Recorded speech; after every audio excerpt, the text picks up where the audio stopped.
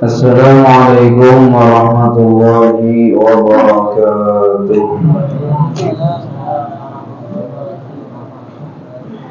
Bismillahirrahmanirrahim. Alhamdulillahirabbil alamin. Wassalatu wassalamu ala asyrafil anbiya'i wa imamil mursalin sayyidina wa habibina wa qurrati a'yunina Muhammadin wa ala alihi wa sahbihi ajma'in, amma ba'd. Nawaitu ta'allum wa ta'lim wa tadhakkura wa tadhkir wa nafa'a wa intifa'a والإفادة والاستفادة والدعاء إلى الهدى والدلالة على الخير والحث على التمسك بكتاب الله وسنة رسوله صلى الله عليه وسلم ابتغاء قربه وثوابه منه سبحانه وتعالى. قال المؤلف رحمه الله تعالى: ونفعنا بعلومه وبعلومكم وبعلوم سائر الصالحين. إلى قوله المصنف السنن التي قبل الصلاة، إلى قوله قراءة سورة الناس والتعوذ من همزات الشياطين، والتفرقة بين قدميه بقدر شبر للذكر وغيره يضمهما، السواك والأولى أن يكون من الأراك المندى بالماء ويتحرى فيه بقية سننه إلى آخر سنن الصلاة التي ذكرها المصنف. Hadirin wal hadirat, bapak-bapak, ibu-ibu, saudara-saudari jemaah majelis yang sama-sama dirahmati oleh Allah Subhanahu wa taala. Alhamdulillah wa syukurillah, lagi dan lagi senantiasa kita bersyukur kehadirat Allah Subhanahu wa taala, senantiasa kita memuji Allah Subhanahu wa taala, yang mana Allah Subhanahu wa taala senantiasa tidak putus-putusnya melimpahkan karunia-Nya, rahmat-Nya, nikmat-Nya, hidayahnya, taufiknya kepada kita semua. Sampai pada malam hari ini, alhamdulillah, Allah kasih panjangkan umur kita dan sehatkan badan kita, dan Allah mudahkan kita untuk berhadir mengisi malam Jumat ini di majelis ini dengan amalan-amalan yang mendekatkan diri kita kepada Allah Subhanahu wa taala. Mudah-mudahan umur kita dipanjangkan oleh Allah, disehatkan badan oleh Allah, dihindarkan dari segala macam penyakit, dijauhkan dari segala macam bala, dan diistiqamahkan kita oleh Allah Subhanahu wa taala dalam ketaatan kepadanya sampai meninggal dunia dalam keadaan husnul khatimah. Amin ya rabbal alamin. Salawat beserta salam selalu tercurah dan terlimpah kehadiran junjungan kita Nabi besar Muhammad sallallahu alaihi wasallam beserta keluarga, kerabat, zuriat, sahabat, dan orang-orang yang senantiasa istiqamah mengikuti perjuangan beliau, menghidupkan sunnah-sunnah beliau, menjaga syariat-syariat beliau ila yaumil qiyamah. Hadirin wal hadirat rahimakumullah, kita lanjutkan pengajian kita masih mengenai as-sunan, yaitu sunnah-sunnah yang dianjurkan allati qabla shalah, yang kita kerjakan sebelum kita mengerjakan sembahyang atau sebelum sholat. Yang pertama, yang mana dahulu kita telah mempelajari sampai kepada istish'aru man sayakunul ruku' baina yadayhi, yaitu menghadirkan perasaan keagungan, besarnya, agungnya zat yang kita berhadapan dengannya, yaitu Allah Subhanahu wa ta'ala. Seperti kita ceritakan dahulu mengenai sholatnya Hatim al-Asam, seorang ulama yang bernama Hatim al-Asam, yang dijuluki, yang diberi gelar Asam itu yaitu tuli, yang kisahnya sudah kita ceritakan di pelajaran yang dahulu, yang mana ujar Sidin, bila aku tuh mulai hendak sembahyang atau bertakbir, maka aku merasakan ataupun menghadirkan perasaan, yaitu surga berada di kananku, neraka berada di kiriku, jembatan Shiratal Mustaqim ada di bawah kakiku. Kemudian malaikat Israel atau malaikat pencabut nyawa sudah berada di ubun-ubunku, di belakangku yang siap untuk mencabut nyawaku. Kemudian aku berkeyakinan bahwasanya sholat yang aku kerjakan ini adalah sholat yang terakhir. Artinya imbas sembahyang ini aku akan meninggal dunia menghadap Allah Subhanahu wa Ta'ala. Maka ujar orang yang bertakun tadi, sudah berapa lama pian sembahyang seperti ini? Ujar Hatim Al-Asam, sudah 40 tahun. 40 tahun Sidin sembahyang dengan hati yang hadir seperti itu. Kita sudah berapa tahun? Nang hari ini, nang semalam, nang 5 waktu, nang kita kira itu. Adakah kita ingat? Adakah hati kita hadir dari awal takbir sampai salam? Awam ya Allah. Jarang benar. Mungkin di awal hadir, itu kali ingat lagi. Imbah takbir aja Allah Akbar itu kali ingat lagi. Imam salam, ungkap juga salam. Bangun sambil mengantuk. Maka ini diantara kiat ataupun kaifiat cara supaya kita bisa khusyuk, maka ambil cara yang terakhir tadi. Diantaranya adalah setiap amalan atau gawian yang kita kerjakan, maka kita berprasangka atau berkeyakinan bahwasanya kita akan mati, kita akan meninggal dunia setelah itu. Imbas sembahyang Isya tadi, ya Allah, ini sembahyang Isya yang terakhir. Mungkin imbas sembahyang Isya ini malam ini atau jam berapa karena sebelum subuh belum sudah meninggal dunia. Bahkan seorang sahabat mengatakan, tidaklah ulun melangkah kaki kanan, kecuali ulun berkeyakinan bahwasanya umur ulun itu kada sampai melangkah untuk kedua kalinya, yaitu kaki kiri. Kada sampai kaki kiri mengangkat, itu ulun sudah meninggal dunia. Ujar Nabi, engkau adalah seorang laki-laki yang Allah Subhanahu wa Ta'ala terangi hati engkau, penuhi hati engkau dengan keimanan. Yaitu dia mengatakan seperti itu. Namunnya di Arab sebelum sembahyang mereka imam mengatakan shollu sholatal muwaddi', itu. Apa artinya? Sembahyanglah kalian dan yakinilah bahwasanya sembahyang ini adalah sembahyang yang terakhir. Berzikir kita ini adalah zikir yang terakhir. Sedekah kita ini adalah sedekah yang terakhir. Sehingga dengan cara seperti itu memudahkan kita untuk bisa khusyuk. Sujud, ketika sujud, ya Allah, kalau tahu lagi kalau kamu angkat kepala dan bersujud nih, insya Allah ambil nyawa kita ketika sujud tadi, sehingga kita mudah, kita khusyuk, kita konsentrasi, kita betul-betul menghadapkan hati kita kepada Allah ketika sujud tadi. Kemudian kata beliau yang berikutnya, ini masih sebelum takbir, sebelum sembahyang, qira'atu suratin nas, membaca surah Qul a'udzu birabbin nas. Bagi siapa? Bagi imam, bagi makmum, bagi orang yang hendak sembahyang. Sembahyang apakah? Sembahyang wajibkah? Sembahyang sunnatkah? Sembahyang jumatkah? Maka sunnah membaca Qul a'udzu birabbin nas, yaitu berlindung daripada was-was atau bisikan gangguan daripada syaitan.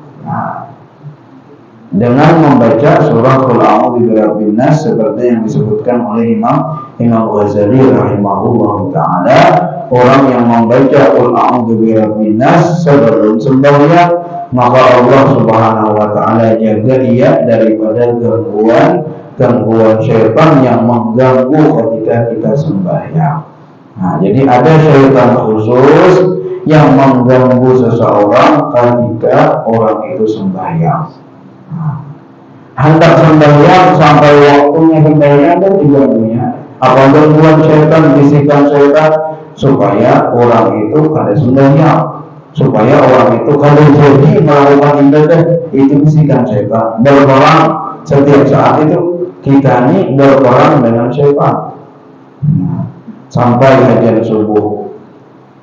Nggak ya sudah, tapi berselimut masih harinya nih, mulai dari hujannya lah. Harinya hujan dingin pulang, dilanggar kali dah belum nang ajan aja. Nah, ya lah pas takana nang biasa ajan biasanya kada turun juga atau beli sini. Nggak ada ajan nang orang di Subarang, nang di masjid. Nah, tapi tetap pulang harinya dingin, tarik pulang selimut. Nah, Allahu Akbar. Anu dulu zaman awal belum lagi kamar. Nah, sekali terguling pas kedengar lagi jam 6 seperempat dan sekali. Nah, itu gangguan syaitan. Nah, di daerah Parak tuh ada orang jual di syaitan belum lagi ini alang-alang mangkuk beli ini saling anu lagi 5 karung lagi di syaitan. Nah, terus akan lagi karena datang ke rumah pulang atau awak di syaitan berburu pulang. Karena keluar waktu sembahyang sekalinya orang tadi belum sembahyang lagi, ini karena dari mendengarkan bisikan syaitan. Syaitan tidak memiliki sama sekali kekuatan untuk menyesatkan kita. Syaitan sendiri, Allah berfirman di dalam Al-Quran dan mengambil daripada perkataan syaitan. Nanti di hari kiamat, ketika Allah Subhanahu wa Ta'ala memasukkan orang-orang ke dalam neraka, maka mereka orang-orang yang di dalam neraka ini maniwas syaitan, maniwas. Gara-gara tikam syaitan, kami ini masuk neraka. Lalu oleh Allah dijadikan mimbar, diulangkan mimbar, kursi mimbar, gasar syaitan berkhutbah.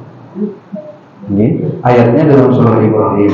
Wa qala syaitan lamma qudiyal amr inna Allaha wa'adakum wa'adal haqq wa wa'adtukum fa akhlaftukum wa ma kana li 'alaikum min sultanin illa an da'awtukum fastajabtum li fala talumuni wa lumu anfusakum ma ana bimusrikhikum wa ma antum bimusrikhi inni kafartu lima asyraktumuna min qabl inni idzal laminadh dhalimin.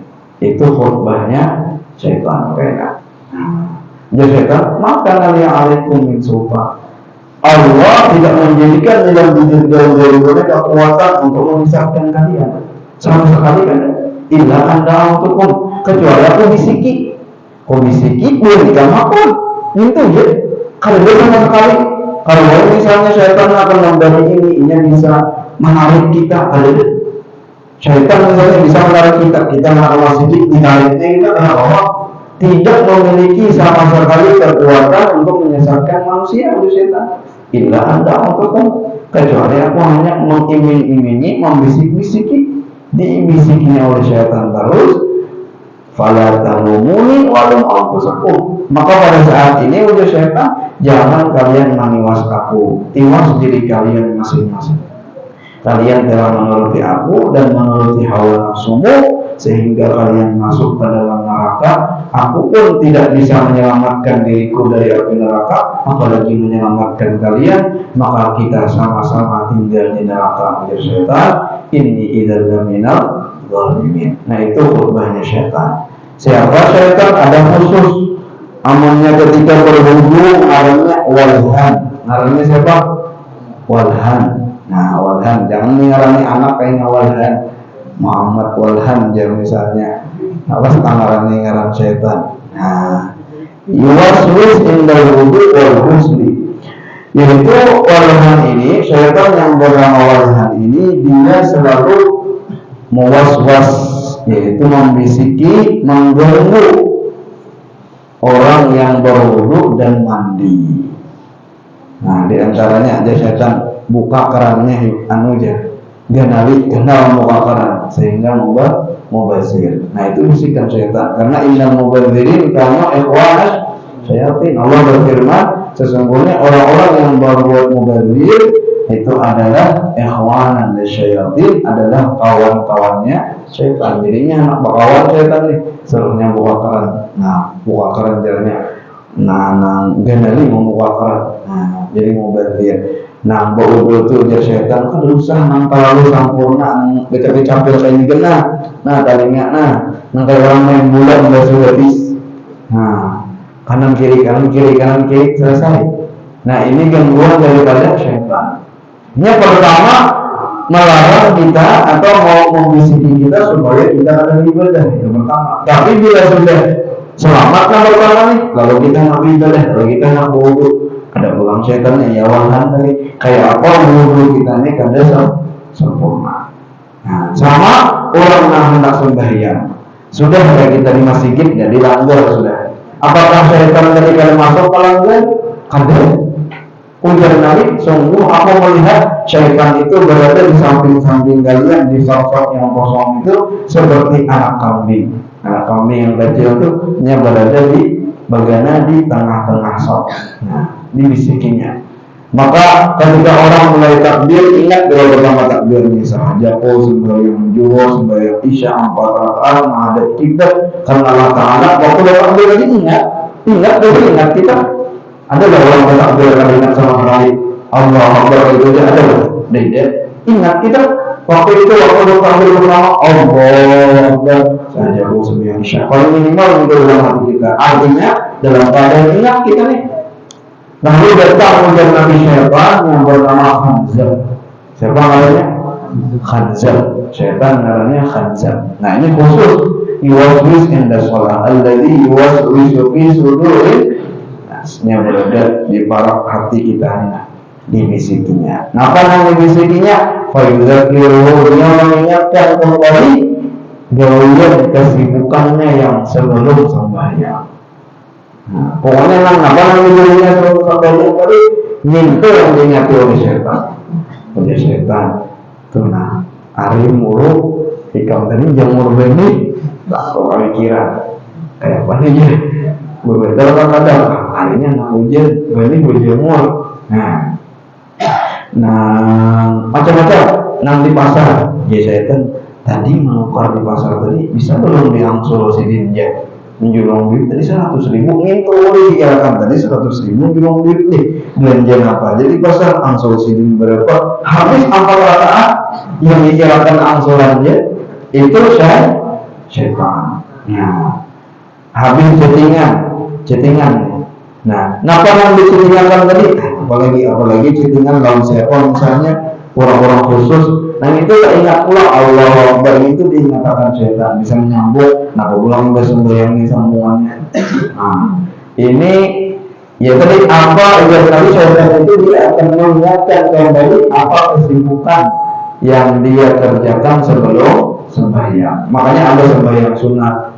Itu apa sembahyang sunat itu mana kayak sudah hati supaya khusyuk. Nah, amunnya habis mulai pasar bukan langsung masjid bertakbir dan tidak ingat sama sekali. Nah, habis nanggung dunia, ialah sibuk langsung bertakbir 4 itu kan masbuk 2. Nah, kali ingat sama sekali Allah Tuhan. Ialah dibisiki oleh syaitan. Makanya ta'awud tadinya membaca a'udzubillah, membaca qul a'udzu birabbin nas. Artinya berlindung dari syaitan. Kalau sebelum sembahyang membaca qul a'udzu birabbin nas. Kalau misalnya nyari kita jangan cukup aja. Kecuali imam misalnya mengingatkan makmum boleh bacanya menyaring sedikit. Tapi kalau hanya kita sendiri ya sekadar kita mendengar telinga kita suara mendengar. Ataupun membaca Rabbi a'udzubika min hamazatis syayatin wa a'udzubika Rabbi ayyahdurun. Ya Allah, ulun berlindung kepada Engkau daripada gangguan bisikan syaitan dan daripada syaitan-syaitan jin-jin, khususnya khanzab tadi yang hadir ketika sembahyang. Nah, berlindung. Dan ta'awud itu nanti akan dibahas disunnahkan setiap rakaat. Nah, supaya mengingatkan kita kembali berlindung dari syaitan itu artinya syaitan itu tetap bersama kita ketika kita sembahyang. Bukan berarti orang sembahyang lalu syaitan ini kalau Allah ada tetap menyebabkan mengganggu. Sehingga a'udzubillah membaca ta'awudz, a'udzubillahi minasyaitonirrajim itu sunnah setiap rakaat. Setiap rakaat sebelum baca bismillahirrahmanirrahim sunnah membaca a'udzubillahi minasyaitonirrajim. Berkata Habib Abdurrahman Al-Fatih kalau tidak salah, ujar sini, bagi orang yang kesehariannya atau dalam waktu-waktunya itu banyak ingat kepada Allah, orang itu banyak zikirnya kayak wali-wali Allah itu selalu ingat kepada Allah, maka syaitan itu karena mau berbarak lawan orang yang ingat kepada Allah, ya. Maka bagi dia boleh ta'awudz itu satu kali saja. Di rakaat pertama a'udzubillahi minasyaitonirrajim sudah.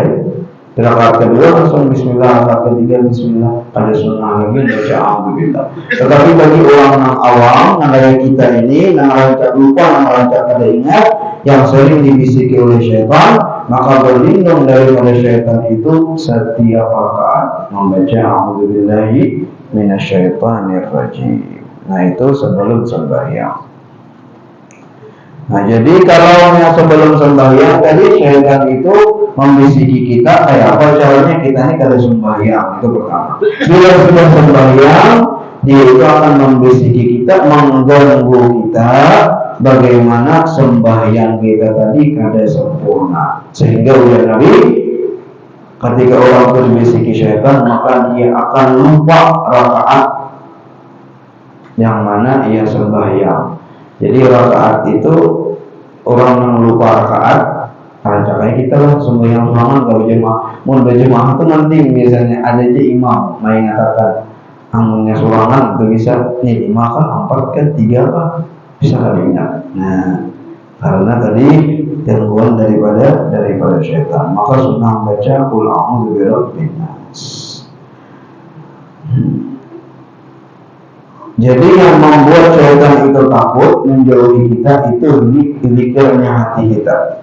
Zikirnya hati kita. Kalau tasbih misalnya, takutan lah syaitan, kada takutan masih. Bisa aja orang tuh terguling hanya mematik, terguling deh.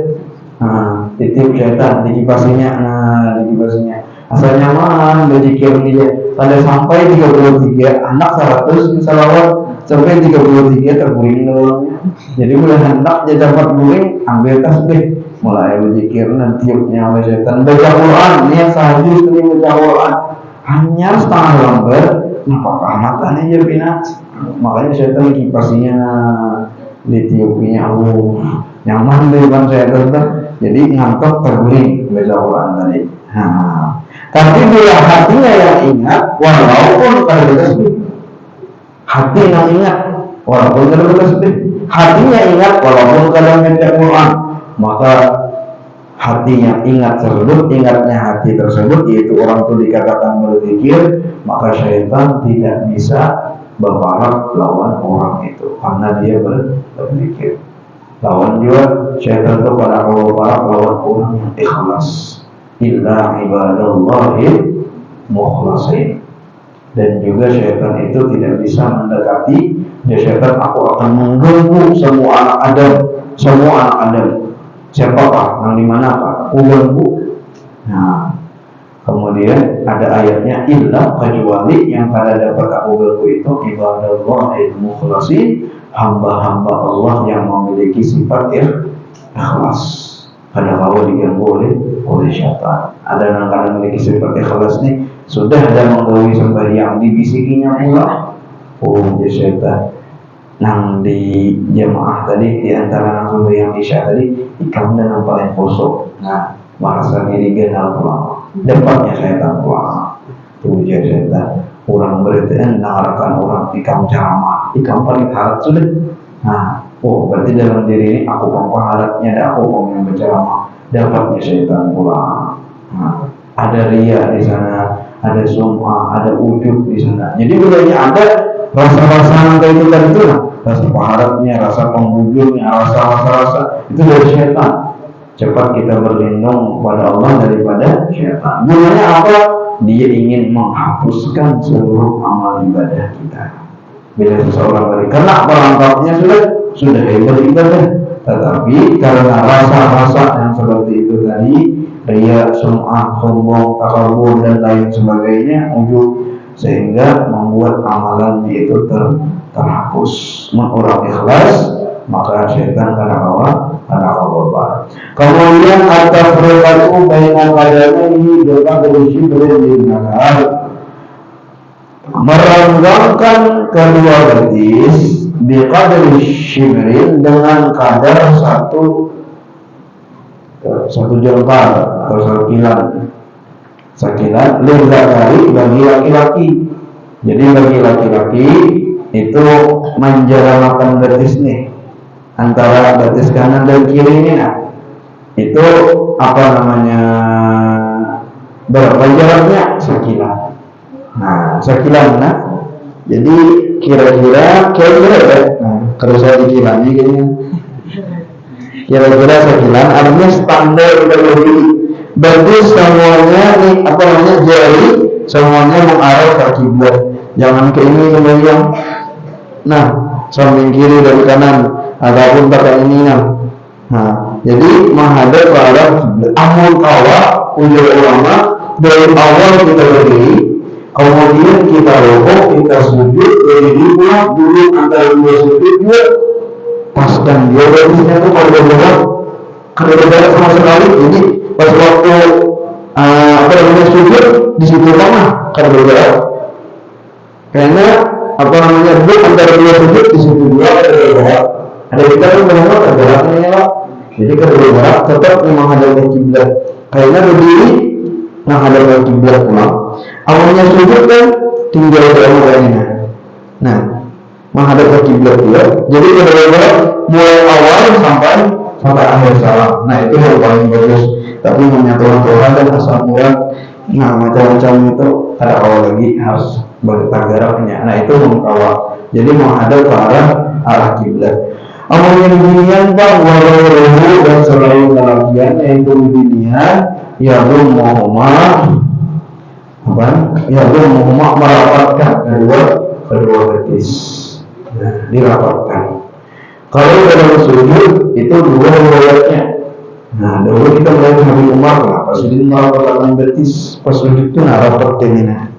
Soalnya memang dua riwayatnya, ada yang renggang kayak ini, ketika sujud nih, ada yang kayak ini. Nah, dirapatkan. Ini dua riwayat. Jangan sampai membuka mukanya. Nah, karena apa namanya, bila ada kosong di sisi setan, lalu membuka akhir kayak ini. Nah, kalau sampai kayak ini, yang dirapatkan itu apa? Bahu. Adapun betis kita standar aja. Jangan betis dibuka, bahu setelahnya bahu langgar. Nah, mana membuka betis kayak ini. Nah, supaya tersampung ini. Karena bila kita tarik, angkat sejumlah ini. Ini ada orang pemahaman salah ini kita angkat begini banyak apa itu. Sendiri merapatkan menjejak betis kita ini. Jadi dijejak betis kita ini kayak gini. Kita ini tidak nyaman. Semua yang itu juga betis. Kalau kita betis tidak orang betis ini. Jadi ini kalau tarik, sendiri disuruh pulang, tarik pulang disuruh pulang. Atau dia pada mau sendiri yang dilihat daripada sini menjejak betis kita ini. Baru kita jejak betis sendiri. Yang tidak betis angkat dulu. Harus kita lihat dari model itu di bawah. Nah ini karena ada kesalahannya yang keliru. Jadi memang merapatkan sholat itu sunnah, tapi yang dirapatkan adalah bahu dengan bahu ini dengan rapat. Kemudian kaki tadi sakilan atau standarnya seperti itu. Ada pemilihan yaitu dirapatkan. Kemudian as-siwak, memakai siwak sudah dibahas dalam pelajaran sebelumnya. Wal aula, dan yang paling utama siwak itu adalah minal araq, daripada kayu arak. Jadi siwak itu sesuatu yang kasar yang digunakan untuk menggosok gigi, maka termasuk hukumnya siwak. Apakah? Asalkan kasar. Kayu apakah? Misalnya dahan jaranting, ranting. Nah, kalau misalnya jambu diambil, diulas siwak, dapat pahala siwak, dapat sikat gigi bang, niat bersiwak sebelum sembahyang kita sikat gigi niat bersiwak, dapat pahala siwak, dapat pahala siwak. Sebelum berwudu kita sikat gigi dengan sikat gigi kita biasa tuh, dapat pahala siwak dapat. Kemudian yang jari ini dalam kitab Fathul Mu'in atau yang Anatul Talibin, mereka berbeda pendapat. Ada yang mengatakan itu termasuk kasar, mendapatkan pahala bersiwak. Ada yang mengatakan kada. Jadi jari ini namanya kain itu sepakat semuanya mengatakan kain ini kasar, bisa digunakan untuk bersiwak, baik kain baju ataupun kain ataupun selendang dan lain sebagainya. Asal jangan kain baju kawan. Kalau ini misalnya kain baju kawan diambil jadi kawan diambil, ya lah. Tabarungan dari sikat gigi 3 hari, ambil baju kawan, kemudian baju kawan. Nah itu kan boleh. Nah, kemudian al-munaddabul ma', jadi semakin siwak itu lembut dan basah semakin ampun. Nah siwaknya, mana siwak tadi? Nah ini siwak ini, nah kayak ini lawas begini kalau direndam, maka sunnahnya itu bolehnya karas direndam, misalnya nama kayak subuh rendam dulu pakai baju hangat rendam. Nah nyaman tuh kalau dipakai. Amun siwaknya ini karas membentuk, diusulkan ke gigi, bisa berdarah gigi, hanya karas dalam mazhab Hanafi, amunnya keluar darah di mana itu membatalkan wudu. Lain sebagainya, batal wudunya batal. Jadi kalau wudunya batal, tak juga sembahyangnya batal. Sehingga ulama Hanafi, mereka sunnah bersiwak itu ketika berwudu dan tidak sunnah ketika hendak sembahyang. Kenapa? Karena takut pas hendak sembahyang tadi siwak pas ada sedikit darah keluar itu membatalkan wudu. Dalam mazhab Syafi'i tidak membatalkan wudu. Jadi sesadarnya direndam atau sesadarnya diganti. Jangan sampai siwak ini kalau gantian diikat sidin di mana? Di tasbih. Jangan berapa tahun tak kaya siwak piannya. Di sidin ini tahu ada jual bekas bahari mengukati Makkah naik haji. Berapa tahun deh? 20 tahun dalam minyak kain. Ada yang 30 tahun. Jadi ini lagi siwaknya mulai panjang dulu. Nah, begitu dijumpai tasbihnya, dia tak berlantai gitu. Nah, jadi siwak ini adalah sesuatu yang mulia, andak di tempatnya, jangan ditaruh di lantai. Masa bisa nyikat gigi kita ditandak di lantai. Nah, kayak itu juga yang ditasbih tadi. Nah, sedangnya diganti ya ini murah aja 10.000 ya. Nah, sebulan ganti ulang supaya senantiasa basah ataupun lembut. Nah, yang paling afdal itu adalah yang lebih lembut. Wa ta'arrafi bi baqiyati sunnatihi, dan hendaklah dia memperhatikan sunnah-sunnah yang lain. Kemudian dan daripadanya juga al-dukhul fi shalah binasyad, masuk dalam sembahyang dalam keadaan semangat, jangan paulir, jangan mawak. Bila sembahyang Allahu Akbar sambil mawak, itu banyak orang kayak itu dimahirakan kebiasaan kayak itu, apalagi subuh sambil mawak sambil bertakbir, atau kalau bertakbir mawak, maka belum sedikit gigi lagi kawan dia bilang binasyad wa faradul qalbi binasyawati, dan hati itu jasadin diatur. Nah, artinya dikosongkan daripada syawahir, dari sesuatu yang mengganggu di dalam salat tadi. Karena Allah berfirman di dalam Al-Quran, amun orang itu masuk dalam sembahyang dalam keadaan mengantuk, dalam keadaan kusala itu kaslan itu dalam keadaan kulir sembahyang pun, itu sifat orang munafikin dalam Al-Quran. Allah berfirman, innal munafiqina yukhadi'una Allah wa huwa khadi'uhum, sesungguhnya orang-orang munafikin setiap kali dia membuat makar dengan Allah kepada orang Islam, maka Allah akan membuat makar tipu daya muslihat tersebut kepada mereka, berbulik kepada mereka. Bila orang munafik hendak menipu orang, pasti kayaknya dia akan ditipu juga. Itu dalam Al-Quran sudah. Bila orang itu kalau menipu orang, nah kalau menyakiti orang, kayaknya dia akan ditipu, disakiti juga. Allah kayaknya akan membalas. Wa idza qamu ila sholati qamu kusala. Orang munafikin apakah mereka tidak sholat? Mereka sholat. Tetapi apabila mereka berdiri sholat, qamu kusala, mereka itu berdiri dalam keadaan malas. Nah, karena di zaman Nabi itu saking orang untuk berbedaan kalau berbedaan berjamaah, orang munafik ini supan malu hanya ada sembahyang berjamaah. Subhanallah. Kecuali sembahyang isya orang subuh. Sembahyang isya itu Nabi sembahyang jam kadang-kadang sembahyang setengah 10-nya kadang-kadang masjid Nabi. Jadi kalau orang lagi siapa yang ikut amun sembahyang maghrib itu orang-orang ini masih kelihatan jadi berbeda orang munafik itu sembahyang orang kan. Tapi bila sudah waktu isya ujar Nabi, sholat isya adalah sholat yang paling berat untuk orang-orang munafikin. Kenapa? Waktu itu kadang palingnya.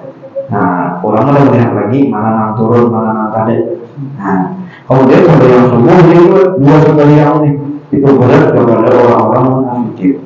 Mereka sembahyang tapi dalam keadaan malas. Walau yang turun Allah illa walillah. Apakah orang munafik tidak berzikir, tetapi berzikirnya itu sedikit. Kemudian yang terakhir at-talaffuz binniyah qabla takbir, yaitu melafazkan niat sebelum bertakbir. Jika yusa'idul lisan wal qalba fi istiqbali niyyati, supaya lisan itu membantu hati dalam menghadirkan niat. Usalli fardal isya'i arba'a raka'atin ma'muman lillahi ta'ala. Usalli fardal subhi raka'ataini ma'muman lillahi ta'ala. Nah, itu namanya talaffuz biniyat. Nah, jadi memudahkan hati berniat. Nah, memudahkan hati berniat. Kemudian melafazkannya tadi jangan terlalu nyaring. Amunnya imam nyaring itu boleh sekali-kali atau boleh dinyaringkan, sunnah dinyaringkan supaya mengingatkan makmum. Adapun makmum sama makmum jangan menyaring-nyaring. Kalau sudah Fatihah, bismillahirrahmanirrahim, usolli. Ya, bismillahirrahmanirrahim, usolli fardhu dhuhri. Bahasa ulang sih. Usolli fardhu dhuhri di sini. Orang sudah ayat dari imam baca maghrib itu para rukuknya masih usolli juga. Jadi mengganggu, jangan sampai tadi usolli kita ini sesama makmum nih bacaan kayak itu juga, jangan sampai mengganggu orang di sebelah. Nah, sampai di sini habis mengenai sunnah sebelum sembahyang. Nanti kita akan lanjutkan sunnah ketika sudah masuk sembahyang. Al-Fatihah.